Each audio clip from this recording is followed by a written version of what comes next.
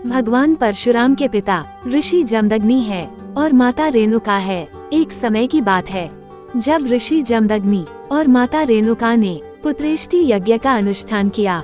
यज्ञ की पूर्ति के फल स्वरूप भगवान देवेंद्र प्रकट हुए और उन्होंने वीर और तेजस्वी संतान होने का वरदान दिया। देवेंद्र के वरदान से माता रेणुका ने गर्भ धारण किया और वैशाख माह के शुक्ल पक्ष की तृतीया तिथि को भगवान परशुराम का जन्म हुआ। किंतु इसके पूर्व की कथा भी बहुत रोचक है। प्राचीन काल में कन्नौज गाधी नामक राजा राज करते थे। उन्हें एक सुंदर और रूपवान पुत्री थी जिनका नाम सत्यवती था। आगे जाके सत्यवती का विवाह महर्षि भृगु के पुत्र के साथ हुआ। विवाह के पश्चात महर्षि भृगु ने अपनी पुत्रवधू को आशीर्वाद दिया और मनोवांछित वर मांगने को कहा। महर्षि की बात सुन पुत्रवधू सत्यवती ने अपनी माता के लिए वर मांगने की इच्छा प्रकट की। उन्होंने कहा, मुझे मेरी माता के लिए वर चाहिए कि उन्हें एक तेजस्वी पुत्र हो।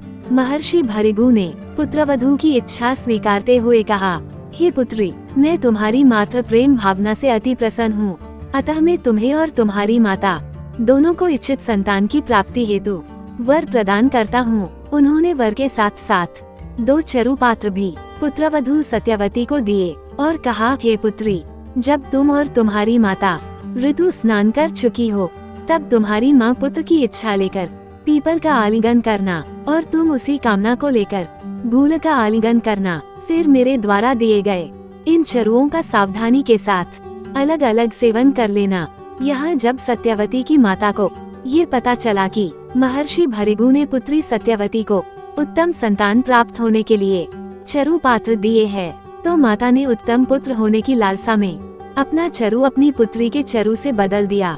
चरु बदले जाने से अनजान सत्यवती ने अपनी माता को दिए हुए चरु का सेवन कर लिया।